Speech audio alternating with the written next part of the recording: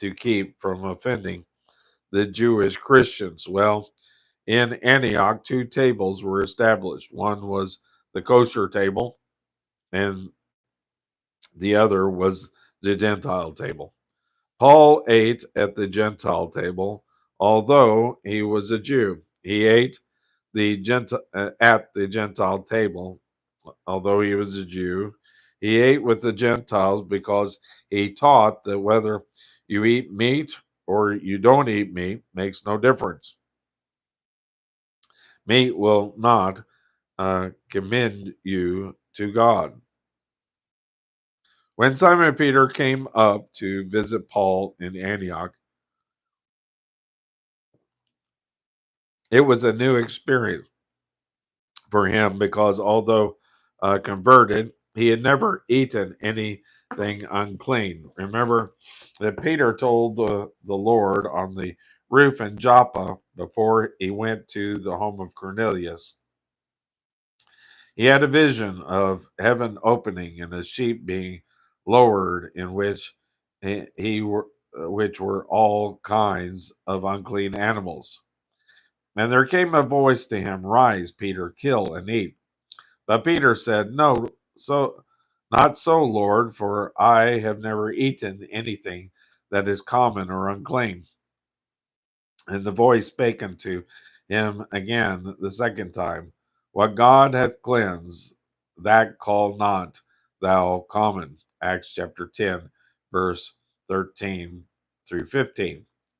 Peter had been a believer for some time when he came to visit Paul in Antioch, but he had still followed the Jewish eating pattern. When Peter came to the church, he found there a Gentile table and a kosher table. Now notice Peter's instruction reaction, verse 11. But when Peter was come to Antioch, I withstood him to the face, because he was uh, to be blamed. For before that certain came from James, he, uh, he did eat with the Gentiles, but when they were come, he withdrew and separated himself, fearing them which were of the circumcision. Now, this is probably what happened. When the time came to eat, Peter went over to the kosher table, while Paul went over to the Gentile table. Peter noticed that there was pork roast on the Gentile table. After dinner, Peter joined Paul and they went outside for a little walk. Peter said, "I noticed that you ate at the Gentile table." "Yes," Paul said, "and I noticed that you ate a pork tonight. Is it good? I never have tasted it." "Yes," Paul said, "it's delicious." Then Peter asked, "Do you think it would be all right if I ate over there?" And Paul said, "Well, it is my understanding that are going to have some nice pork chops in the morning for breakfast. Why don't you try it?" So in the morning, when he came to breakfast, he went over to the Gentile table, sat down gingerly, and rather reluctantly took a pork chop. After he had tasted it, he said to Paul, "It is delicious, isn't it?" Paul said, "Yes.